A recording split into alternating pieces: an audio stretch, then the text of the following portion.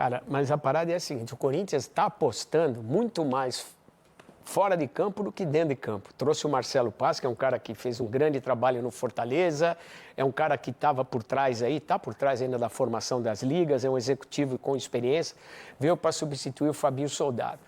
Não dá para se enganar só com a chegada do Marcelo Paz, ele não vai fazer milagre, cara. É que ele só contratou ele porque ele não vai pro bid, né, Fernandinho? Então deu para contratar o Marcelo Paz porque não precisa entrar no bid agora. Ele vai ter um trabalho como teve o Soldado ano passado. O Soldado contratou meio time aí, contratou 11 jogadores e não pagou, né? Agora, essa é a dificuldade que ele vai ter que trabalhar no Corinthians. Vai ter que contratar, buscar atletas que não gerem gastos para o clube, porque a situação não mudou. O Corinthians conseguiu salvar os transferban em função do título que ganhou da Copa do Brasil, mas a situação para ir buscar jogadores continua a mesma. O Corinthians não tem dinheiro em caixa para fazer uma contratação. E com a dificuldade ainda de tudo que aconteceu ano passado, ou seja, o Corinthians contratou e não pagou ninguém. Quem é que vai vender para o Corinthians para parcelar ou para deixar para receber depois? Ninguém vai fazer esse tipo de negócio com o Corinthians novamente. O Marcelo Paz, ele foi contratado mais para fazer essa gestão de crise que está clara que o Corinthians tem que fazer, ou por conhecimento de futebol para trazer jogadores e ter esse estudo de mercado? O que eu sempre ouvi nos bastidores do Corinthians é que ele viria para ser um presidente do CT. Ele não vem para ser um executivo de futebol. Como se fosse um CNPJ separado. O Osmar Stabile cuidando do associativo e o Paz cuidando do CT. Quanto à contratação, vai delegar para o pessoal do departamento de scouting. A ideia inicial era ele ter um ex-jogador junto a ele no departamento para questões de vestiário. Falou-se no nome do Júlio César, ex-goleiro que atualmente está no Red Bull Bragantino. Então, é esse tipo de reformulação que o Corinthians vai ter que fazer no departamento. Não vejo o Paz sendo o cara do campo e bola, mas sendo o cara da planilha, dos números, das dívidas e afins. Cara, mas é isso que o Corinthians precisa. Eu acredito que sim. Nada contra o Marcelo, que eu acho um cara fenomenal, já mostrou que é eficiente pelo que fez no Fortaleza. Mas é diferente você tocar o barco no Fortaleza e tocar o barco no Corinthians, cara. Eu acredito que seja importante a figura do Marcelo Paz mas com relação a isso. Mas parece que o mais importante até esse momento era com a saída do Fabinho trazer alguém para de repente instalar esse chicote. Agora, a grande questão e a grande dúvida da maioria das pessoas é se ele vai ter autonomia para fazer o que deve ser feito, né? Porque a gente sabe que dentro do Corinthians as situações são bem complicadas, é bem complexa. Mas se ele conseguir, se ele tiver essa autonomia, pode ter certeza que ele é um excelente profissional capaz para poder resolver algumas questões dentro do clube. O que ele precisa ter de autonomia para resolver que não tem?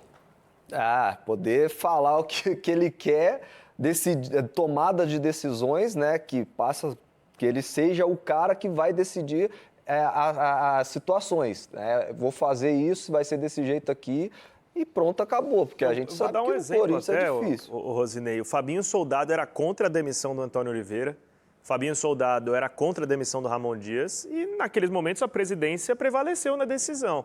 Então acho que o Paz tem que ter esse tipo de autonomia. Me diz aí o que mudou nesses meses. Ô Fernandinho, eu acho que com a chegada do Paz? Na direção do Corinthians. Na presidência, teve a troca de presidente em maio, que entra o Osmar Stabile, e desde então você não teve nenhuma troca de treinador, por exemplo.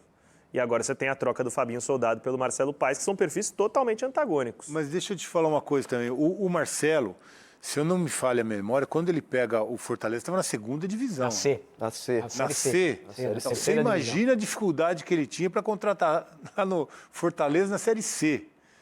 Então, assim... o tipo de adversário que... Eu acho que um grande acerto dele foi escolher o Vojvoda e manter o Vojvoda, que veio da C. Não, ele trouxe o Ceni primeiro, né? Foi o Ceni que fez esse trabalho todo de subir com o Fortaleza, de contratar. Então, assim, a dificuldade que ele tinha no Fortaleza com relação a recurso também para ir para o mercado era enorme. E ele, dentro do perfil, da característica do time naquele momento, disputando Série C, depois Série B, e chegando à Série A e indo para uma Libertadores...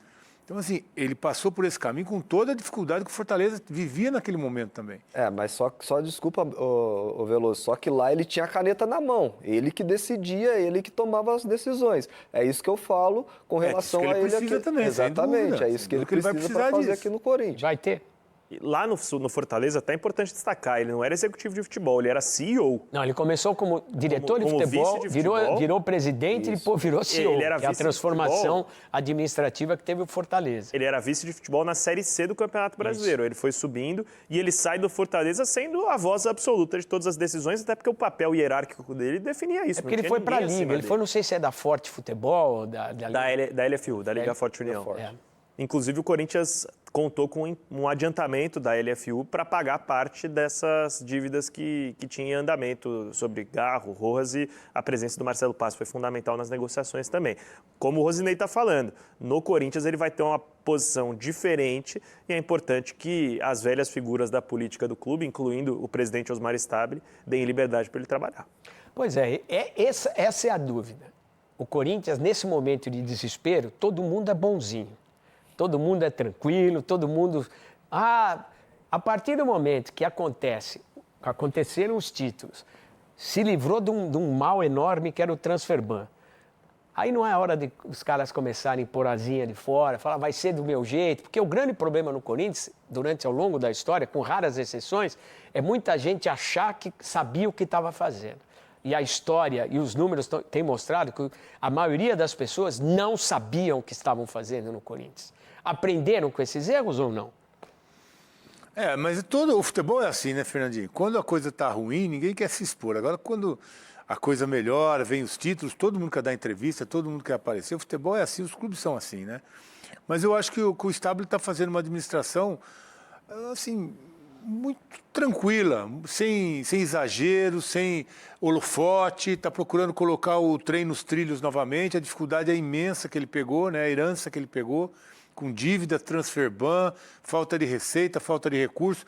Eu acho que o Corinthians tem que ir para o mercado. A primeira coisa que o Corinthians tem que fazer é tentar negociar esses jogadores que tiveram destaque nesse ano passado, que são jogadores da base. O próprio Yuri Alberto, né, que não é da base, mas que teve um destaque, está na hora também de ir embora. Breno Bidon, que foi um menino muito valorizado. O Yuri Alberto só vai no meio do ano, né, para a Itália. Ele está lá nesse momento para tirar o passaporte italiano dele, deve retornar aí nos próximos dias. Tendência é que seja negociado em julho, e aí em julho o Corinthians perde Memphis com o fim do contrato e Yuri potencialmente vendido, né? O que a gente tem que valorizar também, o que o Osmar Stabile está fazendo, é porque ele luta contra um descrédito de quem ocupa a cadeira de presidente enorme. Sim, muito grande. Ano passado. Ele está pagando uma conta que, de repente, em parte talvez seja dele, porque ele está na política do Corinthians há mais de 30 anos.